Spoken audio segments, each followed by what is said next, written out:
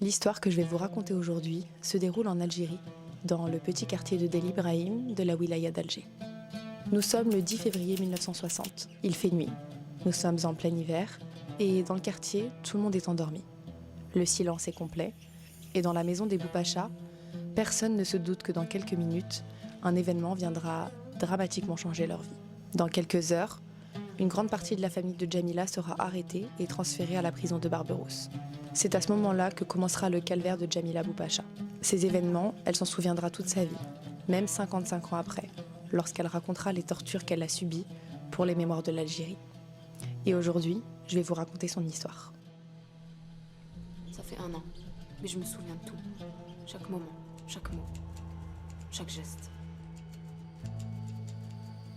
Bonjour à tous et bienvenue dans une nouvelle vidéo. Je suis ravie de vous retrouver aujourd'hui pour vous parler d'une histoire qui m'a franchement marquée, l'histoire de Djamila Boupacha, qui est une révolutionnaire algérienne. Alors, vous avez certainement déjà entendu le nom de nos grandes femmes algériennes, que ce soit Djamila Bouhired ou encore Zohra Dri, des femmes très fortes qui ont œuvré pour l'indépendance de l'Algérie. Mais aujourd'hui, j'ai envie de vous parler de l'histoire de Djamila. Pourquoi ? Parce que je pense que c'est l'une des femmes qui a le plus tenu tête à l'armée française et surtout du fait de son jeune âge. Elle a une histoire qui est assez incroyable et elle est d'ailleurs toujours vivante aujourd'hui. Je vais illustrer toute cette vidéo grâce au livre que j'ai lu. Ce livre qui s'appelle Pour Djamila et je vous en parlerai dans la vidéo parce que c'est un livre qui est très important pour l'Algérie, vraiment, et je vous conseille de le lire. Et cette vidéo sera aussi illustrée du film qui porte le même nom, Pour Djamila. Comme il s'agit d'une histoire difficile qui parle de torture et de sévices, sachez que je vais faire au mieux pour ne pas être le plus explicite. Je ne mettrai pas de photos ou de vidéos qui montrent des tortures. Mon but n'est pas de traumatiser les personnes qui me regardent, mais simplement de vous en apprendre un peu plus sur l'Algérie et aussi pour rendre hommage à cette très grande femme. Donc installez-vous, prenez-vous un petit thé et laissez-moi vous raconter.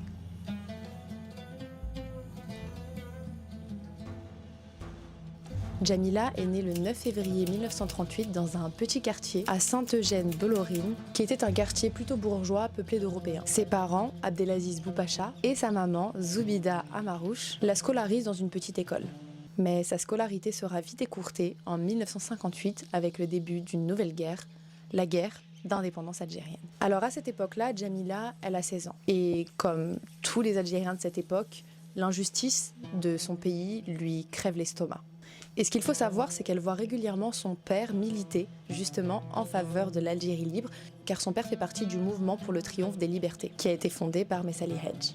Alors tous les jours, elle supplie son père de la laisser aider. Elle aussi, elle veut donner de son temps pour l'Algérie. Elle aussi, elle veut militer, mais son père refuse. Déjà, elle a 16 ans, et surtout, à cette époque-là, les femmes n'aident pas le FLN. Seuls les hommes sont autorisés à rejoindre les rangs du Front de Libération Nationale. Elle voit très souvent son père et son frère aider des maquisards, les soigner, les nourrir ou encore les cacher. D'ailleurs, pendant un moment, un homme a dormi dans sa chambre et s'est caché pendant plusieurs jours de l'armée française. Donc, Djamila, elle fait déjà partie d'une famille de militants qui luttent pour l'indépendance algérienne. Et elle va continuer à supplier son père et son frère de la laisser aider d'une manière ou d'une autre. Et ce grand jour finira par arriver. Un jour, son frère est en manque d'argent. Alors il va la voir et il lui demande si elle ne pourrait pas lui prêter quelques sous. À ce moment-là, Djamila se dit que c'est peut-être le bon moment de tenter un chantage pour essayer d'obtenir ce qu'elle souhaite depuis le début. Si en échange, il accepte de la mettre en contact avec un combattant de la Révolution. Son frère est au pied du mur, alors il accepte. Et c'est donc à 17 ans que commence la vie de militante de Djamila Boupacha. Alors à 17 ans, normalement, on sort avec ses amis, on profite de la vie, c'est les derniers instants de l'adolescence. Mais en Algérie, en 1960, la plupart des jeunes n'ont pas d'espoir en l'avenir. L'Algérie française, c'est une Algérie injuste et c'est ce sentiment d'injustice qui fait naître dans le cœur de Djamila cette envie de militer. C'est donc avec Mustapha Chella que Djamila fera ses premières armes en tant que militante. Ce qu'il faut savoir, c'est qu'au début, en effet, le FLN était contre le fait d'avoir des femmes dans leur rang. Mais au fur et à mesure de la guerre d'indépendance, ils ont fini par se rendre compte que les femmes étaient un atout très précieux. Pourquoi ? Parce que les militaires français ne portaient que très peu d'attention aux femmes. Déjà, dans l'esprit du colon français, les indigènes étaient trop bêtes pour inventer quelconque subterfuge. Donc déjà, ils partaient du principe qu'ils n'étaient pas très intelligents et qu'ils ne réussiraient pas à ruser pour passer par exemple les barrages. C'est à ce moment-là qu'ils vont commencer à faire appel aux femmes. Donc Jamila va commencer à s'habiller à l'européenne. Elle va porter des petites jupes courtes, ce genre de choses, pour pouvoir passer les barrages tranquillement, sans être jamais arrêtée. Elle accepte absolument toutes les missions qu'on lui donne et elle se retrouvera à de nombreuses reprises à l'avant de la camionnette de son frère pendant qu'un agent du FLN sera caché à l'arrière. Et puis un jour, elle entend dire que le FLN manque de médicaments et manque de soins. Elle décide alors de se faire engager auprès d'un médecin de la Casbah, Nafissa Laliem. Et c'est auprès d'elle qu'elle va apprendre tous les gestes d'urgence. Les soins, comment mettre des pansements, comment désinfecter des plaies, des petites choses qui lui seront très utiles pour aider ses frères d'armes. Après ça, Jamila se sera engagée dans un hôpital dans lequel elle en profitera pour voler toutes sortes de choses. Médicaments, bandages, pellicini, coton, désinfectants, tout ce qui pourra lui servir y passe. On s'en rend pas compte comme ça, mais à l'époque ça reste quelque chose de très dangereux. Il y a autre chose que je ne vous ai pas dit, Jamila avait comme rêve de devenir infirmière. Avant de se lancer auprès du FLN, elle a voulu passer son diplôme d'infirmière, mais il lui a été dit que les indigènes n'avaient pas le droit de passer ce concours. Jamila prend absolument tous les risques, mais était-elle seulement consciente du danger auquel elle s'exposait ? En 1958 a lieu la grève des 8 jours. Durant cette période, les mouvements de résistance vont appeler les Algériens en Algérie, mais aussi de l'autre côté de la Méditerranée, à se mettre en grève. Et cet appel va être un succès. En France, des milliers d'ouvriers qui travaillaient dans les usines françaises se mettent en grève. Sauf qu'à Alger, c'est une catastrophe. Les militaires français sont furieux. Ils se rendent compte que les mouvements de résistance algérienne prennent de plus en plus de place, et ça, c'est pas bon pour un État colonial. Qui dit résistance dit répression très sanglante. C'est une période qui est très sombre pour les Algériens parce que l'armée française va vraiment massacrer des Algériens par milliers à cette époque. Ils vont encercler la Casbah et tout le monde y passera, résistant ou non. Le lieutenant-colonel Roger Trinquet va même nommer ça l'épuration de la population musulmane. Il suffisait simplement d'être le parent d'un suspect ou être un petit peu trop proche de quelqu'un de la résistance pour être arrêté et emmené dans des camps. En tout, c'est plus de 3000 personnes disparues, des centaines de cadavres mutilés, des disparitions. La Casbah a vraiment été témoin des pires atrocités de notre histoire. Je vous invite à y repenser la prochaine fois que vous vous baladerez dans les rues de la Casbah, de l'Algérie libre. Cette répression, elle avait un seul but, rappeler aux Algériens que l'idée d'une indépendance, l'idée d'une Algérie libre, l'idée d'être égaux, il fallait qu'ils l'oublient tout de suite. Et c'est à ce moment-là qu'elle va décider de donner définitivement sa vie pour la résistance algérienne, dans l'espoir de voir un jour l'Algérie libre. 27 septembre 1959. C'est un jour comme un autre sur la place de la Grande Poste. Les femmes portent des chapeaux colorés et des jupes courtes. Les hommes sont installés aux terrasses des cafés, fumant cigarette sur cigarette. Et partout, les militaires français guettent. Cette place, vous la connaissez toutes et tous, c'est vraiment le symbole de l'empire colonial. Avec son bâtiment d'un blanc écarlate, la Grande Poste en impose. C'est ce quartier européen qui est pris pour cible à de nombreuses reprises par les mouvements de libération. Le plus connu étant l'attentat du Milk Bar, ce café qui existe encore et qui est aujourd'hui placé juste en face de la statue de l'émir Abdelkader. Alors ce jour-là, la place est bondée. Pourtant, hier, une bombe a explosé dans un café bondé. Une autre a été désamorcée juste à temps. Elle a été déposée à la brasserie de la faculté d'Alger. C'est assez régulier en ce moment, les attentats se multiplient partout. Et c'est de cette bombe qui n'a jamais explosé que commence le calvaire de Jamila Boubacha. Cette nuit du 10 février, la maison est calme.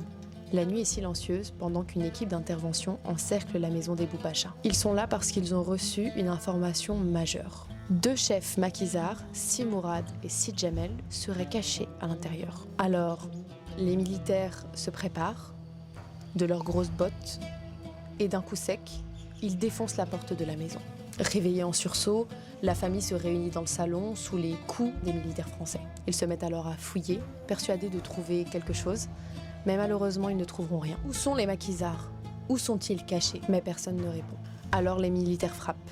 Ils donnent des coups à Jamila, puis à son père, ainsi qu'à son beau-frère et à sa sœur qui est enceinte. Après avoir fouillé toute la maison et s'être rendu compte que personne d'autre que les Boubacha n'était présent, ils décident d'embarquer Abdelaziz, le père de Jamila, Nafissa, sa sœur, son beau-frère et Jamila elle-même. Direction le centre de El Biar. première phase de torture, centre de détention d'El Biar. Ce jour-là, c'est le capitaine parachutiste Damé qui va mener l'interrogatoire. Hier, après avoir été embarquée, elle a été jetée dans une cellule et désormais, c'est l'heure de l'interrogatoire. Le capitaine est fou de rage. Il est persuadé que Djamila ment. Elle sait où sont les maquisards, elle sait où ils sont cachés et il compte bien la faire parler par tous les moyens possibles. Il se met alors à lui hurler dessus, puis à la maltraiter. Les coups de poing, les coups de pied commencent à pleuvoir, mais il est face à une jeune femme de 18 ans qui n'est vraiment pas docile. Agacé de ne pas avoir de réponse, il continue à frapper Djamila en lui hurlant de lui dire où se trouvent Si Jamal et Si Mourad. Djamila continuera de nier, disant qu'elle n'a aucune idée d'où ils se trouvent. Elle avouera avoir déjà hébergé ces deux hommes il y a très très longtemps. Elle avoue aussi avoir volé des médicaments à l'hôpital et faire partie du FLN, mais elle insiste. Elle ne sait pas où sont Si Mourad et Si Jamal. Vu qu'elle refuse de parler, il décide de la traîner jusqu'à la cellule où se trouvent son beau-frère et son père. Elle va se retrouver face à un homme, son père. Elle aura presque du mal à le reconnaître, tellement il aura été tabassé par les militaires français. Ligoté et électrocuté plusieurs fois, sous les rires hilars des militaires, qui semblent presque prendre plaisir. Elle sera de nouveau frappée et humiliée avant d'être renvoyée en cellule. Le lendemain, Djamila sera encore confrontée au capitaine et les questions resteront toujours les mêmes, mais la violence va augmenter d'un cran. Djamila est alors balancée contre les murs, giflée, frappée. Face à la violence des militaires, Djamila continuera, du haut de ses 17 ans, à garder la tête haute et à dire « Je suis une militante du FLN et je me battrai jusqu'au bout pour l'Algérie libre ». Alors vous imaginez bien que ce genre de paroles dans la bouche d'une jeune adolescente rend les militaires complètement fous de rage. Cette constance dans le regard, cette force mentale va vraiment énerver le capitaine. Il va donc la jeter au sol et il va littéralement déballer toute sa rage sur elle. Alors qu'elle est à terre, presque inconsciente, un autre militaire arrive et lui donne des coups dans les côtes. Si je vous raconte cette partie-là, c'est déjà pour que vous puissiez prendre conscience de tout le calvaire qu'elle a subi, parce qu'on n'est qu'au début de la phase de torture, mais surtout parce que ce moment-là où un policier va sauter sur elle à pieds joints va lui laisser une trace définitive, et cette trace, ce sera une preuve plus tard. Elle va avoir une sorte de déformation de la cage thoracique qui la fera encore souffrir même des années après. Elle est donc jetée dans sa cellule, presque inconsciente. Lorsque l'infirmière passera pour l'examiner, elle dira « c'est bon ». Elle n'a plus qu'à crever. Entre-temps, sa sœur Nafissa a été libérée. Je vous raconte l'histoire de Djamila Boupacha, mais il faut savoir que son père, Abdelaziz, a subi aussi, comme la plupart des Algériens qui sont en centre de détention, et c'est pour ça que je vous fais cette vidéo, a aussi subi des tortures. Il sera ligoté, déshabillé, puis il subira la torture de l'eau. La torture de l'eau, c'est une torture qui a souvent été utilisée par de nombreuses armées. C'est une torture qui consiste à mettre un tuyau dans la bouche d'une personne, de lui faire boire un maximum d'eau en un temps record, puis de sauter à pieds joints sur son ventre. Ces tortures que vont subir son père sont tellement violentes qu'il va finir par être transporté à l'hôpital. Le patriarche Boupacha va subir ces tortures pendant plusieurs jours. Il va même décider d'arrêter de manger. Une sorte de grève de la faim pour protester contre les tortures. Seulement, au bout de plusieurs jours, son état de santé s'est tellement dégradé qu'il sera transporté en urgence à l'hôpital. De son côté, le calvaire de Djamila n'est pas terminé. Nous sommes le 17 février et elle va être transférée au centre du Sendai pour la deuxième phase de torture. J'ai eu énormément de mal à lire les pages de torture qu'a subi Djamila.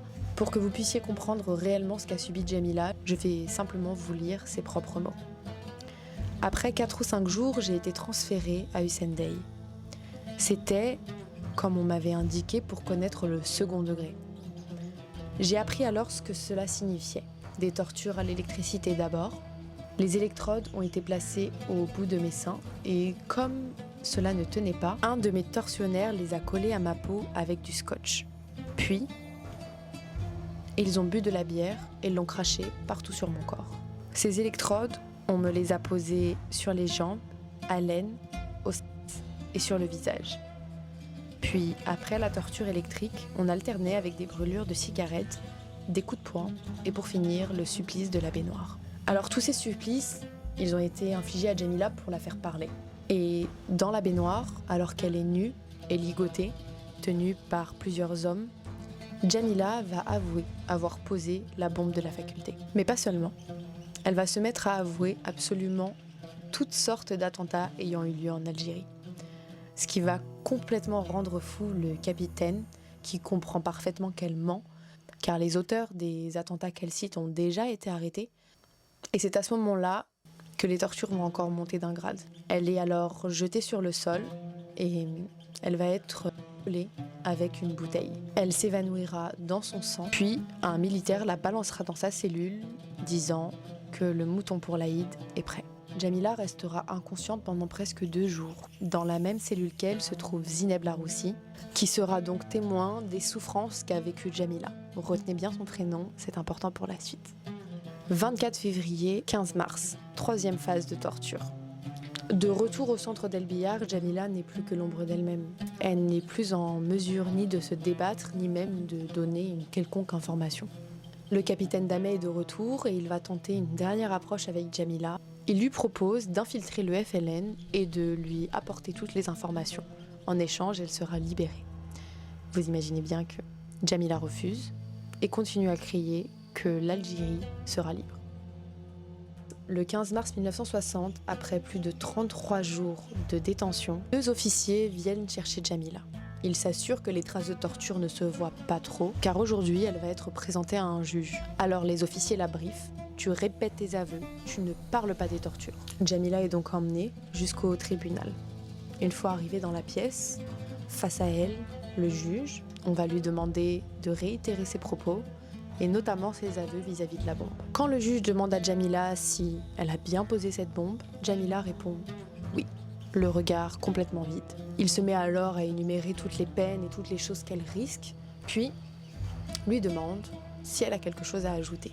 Jamila lève la tête et va dire une phrase qui va certainement changer son destin.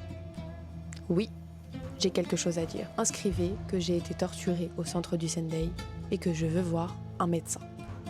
Rabat, 1960. Gisèle Halimi est avocate. Ce jour-là, elle reçoit une lettre qui est datée du 29 mars 1960. Elle est signée Jamal Boupacha, détenu en Oranie. Dans cette lettre, il y a très peu d'informations, juste quelques mots. Jamila Boupacha, détenue au centre du Sendai. Besoin de votre aide. Gisèle accepte immédiatement cette affaire et je pense qu'il faudrait une vidéo entière pour vous parler de la femme qu'était Gisèle Halimi. Vous allez la découvrir à travers cette vidéo et vous la découvrirez certainement dans une prochaine car je pense qu'elle mérite une vidéo à part entière.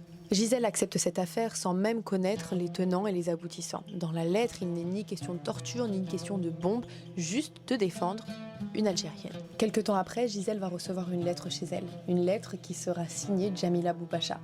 Dans cette lettre, elle la remercie de la défendre et lui dit qu'elle sait que son aide lui sera précieuse. Elle ne mentionne ni la bombe, ni même les tortures qu'elle a subies.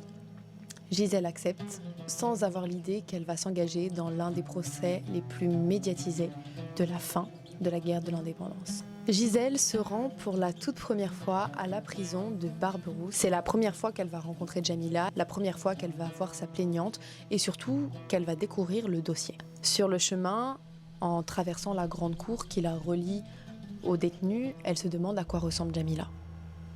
Elle a entendu dire que c'était une très jeune femme. Quand elle la voit, elle est étonnée. Elle est jeune, elle est frêle. Elle a attaché ses longs cheveux noirs en une natte qu'elle a ramenée sur le côté. Et dans son regard, elle comprend tout de suite que Jamila ne lui a pas tout dit. Jamila va alors se présenter. Et face à Gisèle, elle va faire preuve d'énormément de respect. Elle lui dit qu'elle est très heureuse d'avoir Gisèle Halimi comme avocate. Et pourtant, sa voix est complètement éteinte. Gisèle va alors lui tendre une cigarette et lui demander de lui raconter son histoire. Jusqu'ici, Gisèle Halimi n'a aucune idée de ce qui l'attend. Elle croit qu'elle va défendre une femme accusée de terrorisme. La première phrase que prononcera Jamila est à la hauteur du personnage qu'elle était. Elle va lui dire, en la regardant droit dans les yeux, du haut de ses 17 ans, « Vous savez, je suis un agent du FLN. Je mourrai pour l'indépendance de l'Algérie. Alors Gisèle se pose la question qui lui brûle la langue depuis le début. Jamila, as-tu posé cette bombe? Et c'est là que Jamila lui dit que non. Non, elle n'a jamais posé cette bombe. Mais alors, pourquoi est-ce que tu as avoué? Cette phrase, elle va faire exploser Jamila. D'un coup, elle va perdre tous ses moyens et se mettre à parler à une vitesse folle, au point que Gisèle n'a même pas le temps de comprendre ce qu'elle est vraiment en train de lui dire. Électricité, torture, coups de poing. Ils m'ont fait mal, Gisèle. Ils m'ont fait tellement, tellement mal. Elle prend alors la main de Gisèle et la pose sur son torse, là où elle a une déviation du thorax suite au coup donné par les militaires. Ils m'ont frappé encore et encore. Et ils ont dit, pas d'humanité pour les Arabes. Ce sont des barbares. Ils m'ont craché dessus avec leur bière. Et ils riaient. Ils ont pris des fils électriques, ils les ont collés sur mes seins, puis sur mes jambes. Ils me l'ont fait partout, Gisèle. Partout, absolument partout. Et d'un coup, elle se tait. Gisèle comprend que Jamila a envie de parler, qu'elle a besoin de dire quelque chose, qu'elle veut se libérer, mais que sa pudeur l'en empêche. Alors elle va dire à Jamila qu'elle peut tout lui dire, qu'elle est de son côté, qu'elle la croit, que les tortures sont un crime et qu'elle va la défendre. Alors, la tête entre les mains, les yeux rivés vers le sol, elle va avouer à demi-mot. J'ai demandé à être examinée par un docteur. Je voulais que ce soit une femme, je ne voulais pas que ce soit un homme. Je ne pourrais jamais le dire à un homme. Jamila se libéra enfin.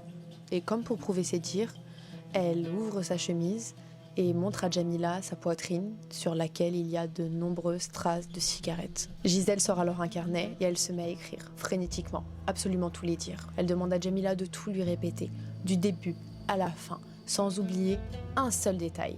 Se rappeler le plus possible des noms, des hommes qui étaient dans les cellules, des descriptions physiques. Elle lui demande de faire appel à toute sa mémoire. Mais Jamila s'en souvient. Elle s'en souvient et elle s'en souviendra certainement toute sa vie.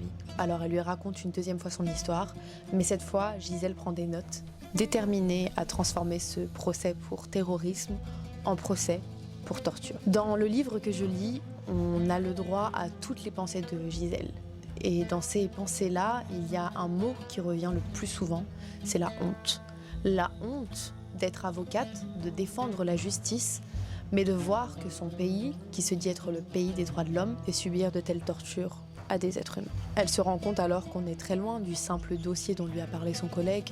C'est ce jour-là que va naître le début de l'amitié entre Jamila et Gisèle, parce qu'elles ne se sont jamais quittées, elles sont toujours restées amies, et cette rencontre a vraiment changé la vie tant de l'une que de l'autre. Ce jour-là, Gisèle va promettre à Jamila qu'elle va obtenir justice. À partir de ce jour-là, Gisèle se lance vraiment dans une course contre la montre, contre la justice et l'armée française. Il est prévu que Jamila soit présentée à un juge dans quelques jours pour être jugée pour son affaire de bombe qui n'a jamais explosé. Le problème, c'est que ses aveux ont été obtenus sous la torture. C'est donc dans la loi et dans les termes judiciaires un moyen de renvoyer ce procès. Et ça va être le tout premier exploit de Gisèle Halimi. Transformer ce procès pour terrorisme en procès pour torture. Le lendemain de son retour à Alger, Gisèle décide d'écrire au général de Gaulle, ainsi qu'à André Malraux, qui est le ministre de l'État. Ce ministre qui a lui-même juré quelques années avant qu'on ne torture plus en Algérie. Gisèle écrit que ces faits sont d'une exceptionnelle gravité. Ils sont très loin d'être isolés. Au contraire, c'est même la preuve de la pratique systématique de la torture en Algérie et dans tous les centres de détention. Plus que jamais, l'armée torture en Algérie. Quelques jours après, Gisèle Halimi va se rendre chez l'un de ses amis, Daniel Meyer, qui est le président de la Ligue des droits de l'homme. Elle va lui raconter le calvaire qu'a subi Jamila dans absolument tous les détails. Qu'est-ce qu'on peut dire à part qu'on a honte? Les Français se conduisent comme des nazis et De Gaulle laisse faire. Ce jour-là, il va présenter un meeting et proposer à Gisèle de monter sur scène et de raconter l'histoire de Jamila devant le public qui sera présent. Alors Gisèle accepte parce que ce jour-là, il y a des journalistes. La presse est présente sur les bancs de cette réunion et c'est donc l'occasion de parler de cette histoire et de réveiller l'opinion publique. Gisèle monte alors les marches, se met face à son micro et puis elle commence à raconter le calvaire qu'a subi Jamila. D'abord le centre El Biar, où elle va être frappée et maltraitée pendant plusieurs jours, puis le centre de détention du Sendai, où elle va être électrocutée, où elle va connaître le supplice de la baignoire, et enfin son viol. Pendant que Gisèle raconte son histoire, Les personnes présentes dans la salle se mettent à pleurer. Certaines quittent la salle, incapables d'entendre les tortures qui ont été subies par Jamila. Mais c'est désormais fini, Jamila n'est plus seule et les tortures des Algériens ne seront plus passées sous silence. Quelques jours après, Gisèle Halimi a une idée. Elle se dit que ce serait bien de parler à Simone de Beauvoir et de lui partager l'histoire de Jamila. Gisèle accepte d'écrire dans Le Monde et le 2 décembre, un article est publié. Cet article s'appelle « Pour Jamila Boupacha ». Et cet article commence par cette phrase. L'affaire Jamila Boupacha concerne tous les Français. Dans cet article, aucun détail ne manque. Elle va écrire noir sur blanc. On lui enfonça une bouteille dans le vagin. Le mot vagin fut remplacé par le mot ventre pour ne pas choquer l'opinion publique. Mais le message était passé. Elle écrit que quand les dirigeants d'un pays acceptent que des crimes se commettent en leur nom, tous les citoyens appartiennent à une nation criminelle. J'ai terminé l'article. Est-ce que vous voulez que je vous le lise avant de l'envoyer? Oui, bien sûr. Ce qu'il y a de plus scandaleux dans le scandale, c'est qu'on s'y habitue.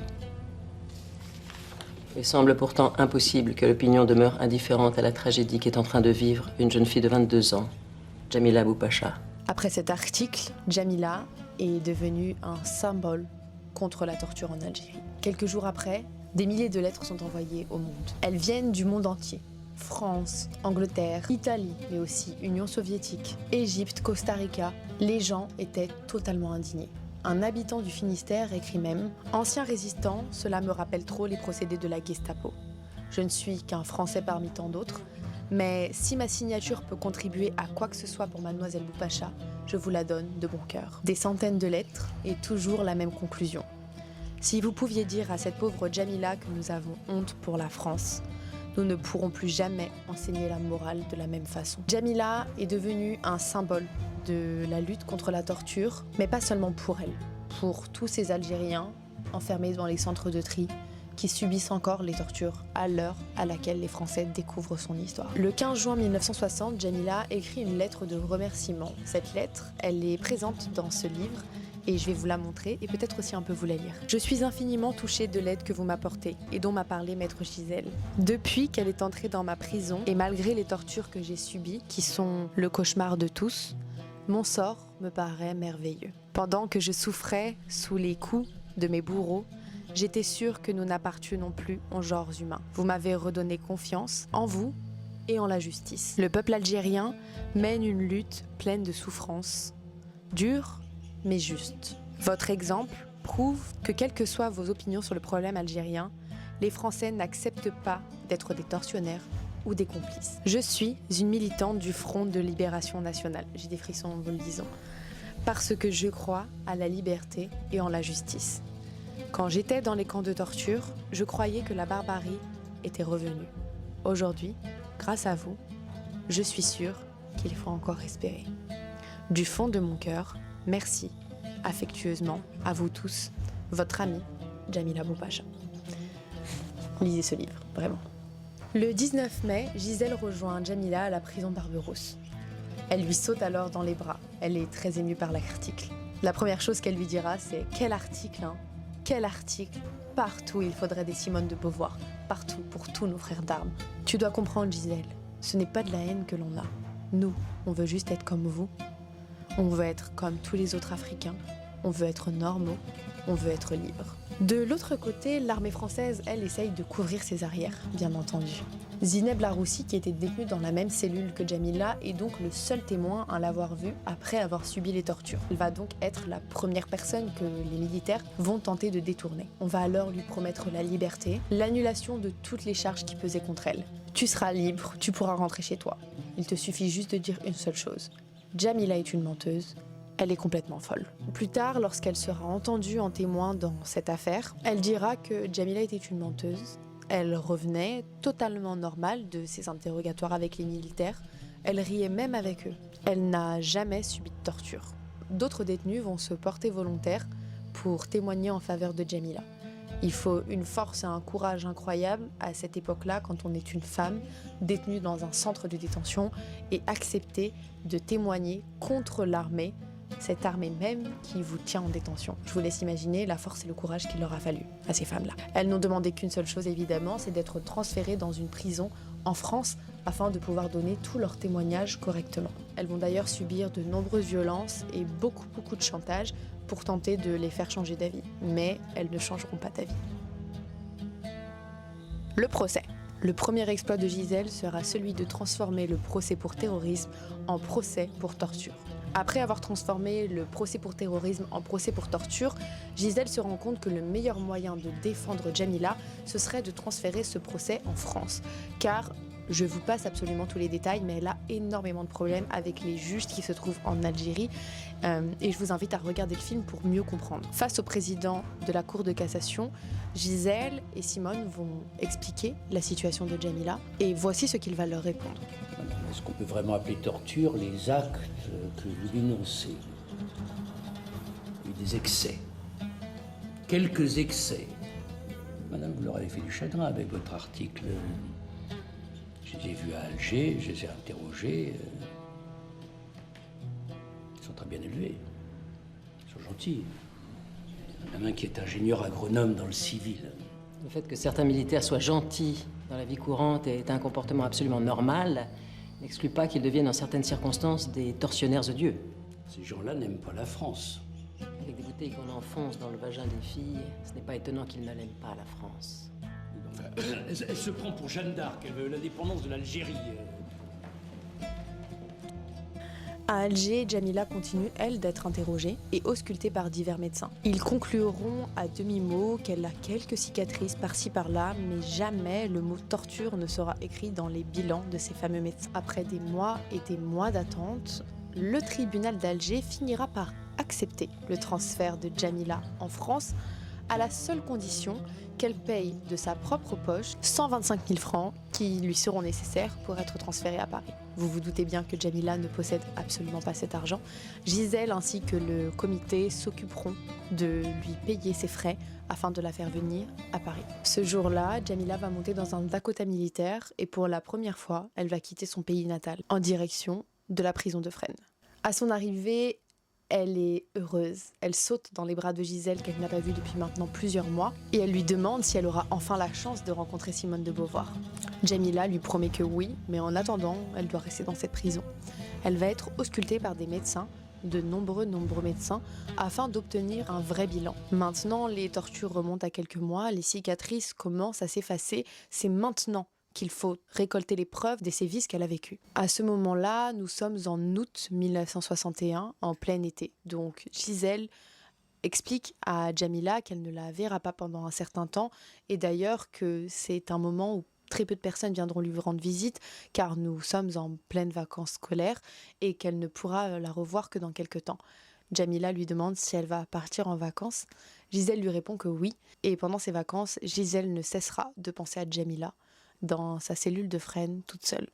Avant de partir, elle va lui conseiller de tenir un journal et d'écrire un maximum sur les choses qu'elle vit, pour se souvenir, pour rester ancrée, pour rester connectée à la réalité.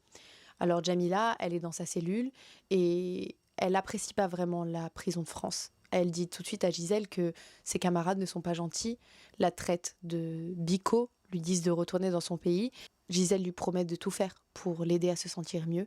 Et pendant tout l'été 1961, Djamila va écrire dans ses carnets, notamment sur l'Algérie, sur le FLN et sur ses rêves de voir un jour l'Algérie libre. Après avoir été de nouveau auscultée par des médecins français cette fois, le bilan de santé de Djamila va être envoyé à Gisèle Halimi. Un document de 22 pages qui a pour but de contredire les bilans qui ont été faits à Alger, disant qu'elle n'avait subi presque aucun sévice. Lorsque Djamila sera vue par le docteur Hélène Michel Wolfram, celle-ci ira voir Gisèle et lui dira yeux dans les yeux « Je sais qu'elle a subi ces tortures.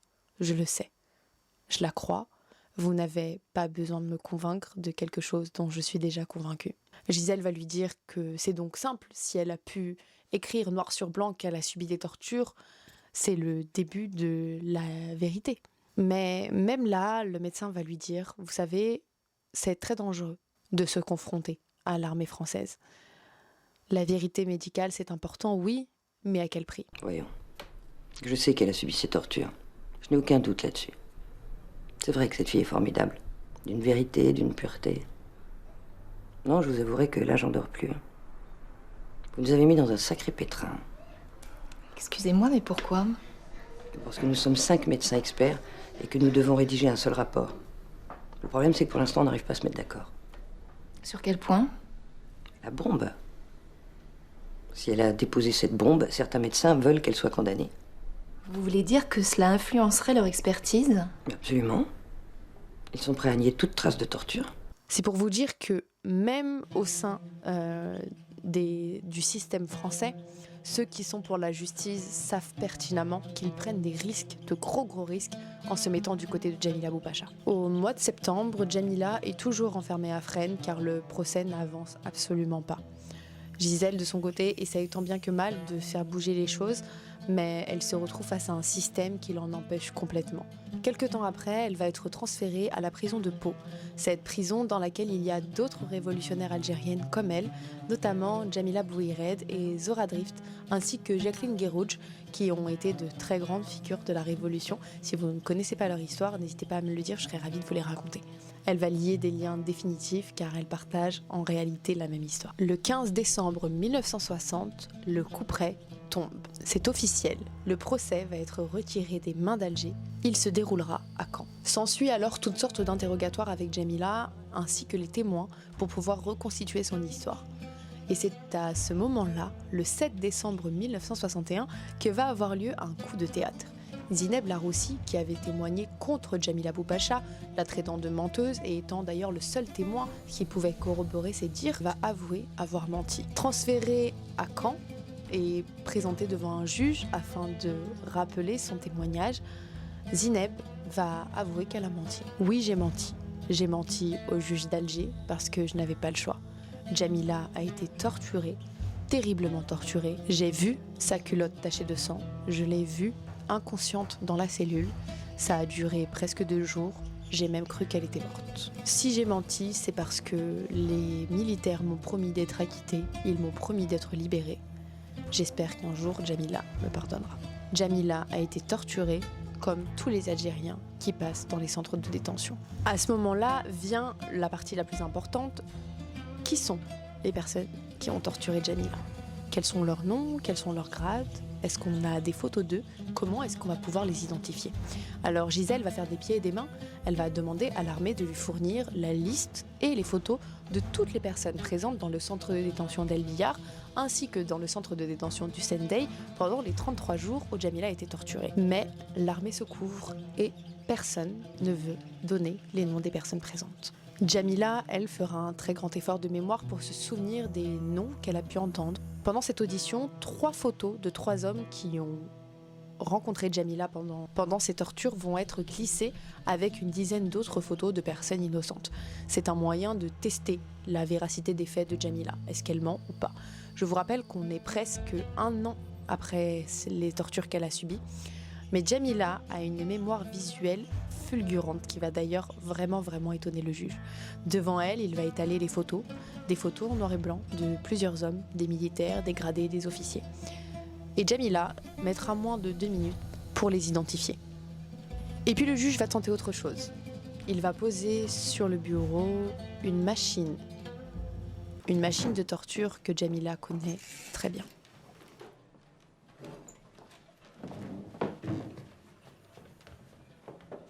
Et ça, vous savez ce que c'est? C'est la gégène, ça, c'est la gégène. Mademoiselle, je vais vous demander de nous indiquer comment les militaires procédaient. Ce qui confirmera, hélas, que vous connaissez cet objet et ses effets. Ils ont mis comme ça.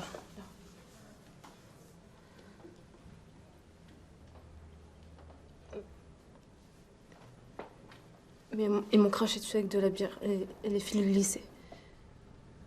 Ils les ont attachés avec du scotch. Le 12 juillet 1961, le comité Boupacha décide de lancer une campagne de presse gigantesque juste avant le procès. Et c'est d'ailleurs à cette occasion que Gisèle Halimi va demander à Simone de Beauvoir si elle peut l'aider à écrire un livre qui relaterait absolument toute l'histoire de Djamila pour que tout le monde puisse le lire et que tout le monde puisse être au courant de ce qu'il se passe. Et c'est ce livre-là que je tiens entre mes mains. À partir du mois de novembre, absolument tous les articles de presse tournent autour de cette histoire et de ce procès. Dans la presse seront d'ailleurs publiées 2 lettres importantes. La première étant celle du général Eyre. Dedans, il confirme ne pas vouloir donner les photos des militaires présents. Il estime que cela risquerait de peser sur le moral de ses troupes et affirme donc qu'il ne fera parvenir ni nom, ni photo, ni d'ailleurs aucune autre information concernant l'armée. Quelque temps après, c'est le juge d'instruction qui va répondre publiquement dans une lettre qui sera de nouveau publiée. Dans cette lettre, il écrira que photographier les militaires devrait beaucoup moins peser sur leur moral que celui d'être assigné à comparaître. Il exige donc que toutes les photos de toutes les personnes présentes pendant les semaines de torture de Jamila lui soient parvenues immédiatement. C'est un ordre du juge d'instruction. Mais cela n'arrivera jamais, car le 15 mars 1962 seront signés les accords d'Évian et juste après sera déclarée l'indépendance de l'Algérie. Pendant cette indépendance sera déclarée l'amnistie tant pour le FLN que pour l'armée française. Jamila sera quand même la toute première à porter plainte contre le général des armées en Algérie, ainsi que contre Maître Messmer qui était aussi le maître des armées. Elle sera libérée de la prison de Rennes le 24 mai 1962. Si officieusement tout le monde sait que l'armée française a torturé en Algérie, officiellement cela n'a jamais été reconnu par la France. Si j'ai décidé de vous raconter cette histoire, c'est déjà parce que Jamila Boupacha est l'une des premières femmes à avoir parlé comme crime de guerre. Avant elle, de nombreuses autres révolutionnaires algériennes l'ont vécu, mais elles l'ont passé sous silence. Dans la culture, notamment en Algérie, le sujet de la pudeur est quelque chose de très important. Les femmes ne parlaient jamais de ce qu'elles subissaient. Elles pouvaient parler des tortures, mais elles ne parlaient jamais d'eux. D'ailleurs, Jamila, avant de l'avouer à Gisèle, lui a dit qu'elle n'en avait parlé à personne, certainement pas à sa mère, ni à sa famille, parce que la chose la plus importante pour elle, c'était d'être sûre qu'elle était encore vierge. C'était vraiment une honte, que ce soit pour elle, pour sa famille ou en tant que femme, et en parler et le dire à voix haute, son viol a quand même été relaté dans la presse. Tout le monde a fini par savoir ce qui lui est arrivé et je crois que ça lui a posé quand même quelques problèmes dans la suite de sa vie, malheureusement. Jamila est parce qu'elle est encore vivante, est une figure de la révolution algérienne. Elle a d'ailleurs été plusieurs fois appelée pour des grands postes sous Bouteflika, mais elle a toujours refusé. Aujourd'hui, vous pouvez encore retrouver certaines de ses interviews. Elle raconte encore son histoire et son amitié avec Gisèle Halimi. Oui, Gisèle m'a défendue. Elle a mis beaucoup de cœur à me défendre. Elle ne voulait pas. Elle voulait que tout se sache. Parce qu'à l'époque, le général de Gaulle a dit pas de torture. Or, la torture a toujours existé jusqu'à la fin de la guerre. Et c'est comme ça que j'ai raconté ma vie à Gisèle. Et je vous invite réellement à regarder le film pour Jamila Boupacha ou bien à lire ce livre qui est à la fois excellent et en même temps un petit peu difficile à lire. Pas forcément à cause des tortures, mais aussi parce qu'il y a beaucoup de vocabulaire de juristes. Donc c'est un livre qui explique vraiment le procès dans tous les détails, avec tous les problèmes administratifs auxquels Gisèle a dû être confrontée. Donc si vous faites du droit, ça peut vraiment vous intéresser. J'espère que cette vidéo vous a plu. J'ai écrit cette vidéo il y a longtemps et j'ai eu énormément de mal à la filmer. Je ne savais pas comment faire et j'espère en tout cas que j'ai quand même pu vous faire découvrir quelqu'un. Dans tous les cas, j'espère que j'ai rappelé à chacun d'entre vous, Algériens et Algériennes qui me regardent, hommes ou femmes, peu importe, que nos ancêtres, et même ceux qui ne sont pas particulièrement connus, parce qu'aujourd'hui, on parle des grands hommes de la Révolution, on parle des femmes de la Révolution, mais il faut se rendre compte que la résistance était partout et que l'Algérie est libre aujourd'hui grâce à des hommes et des femmes comme Jamila qui ont subi les pires sévices en ayant toujours l'espoir que l'Algérie serait un jour libre.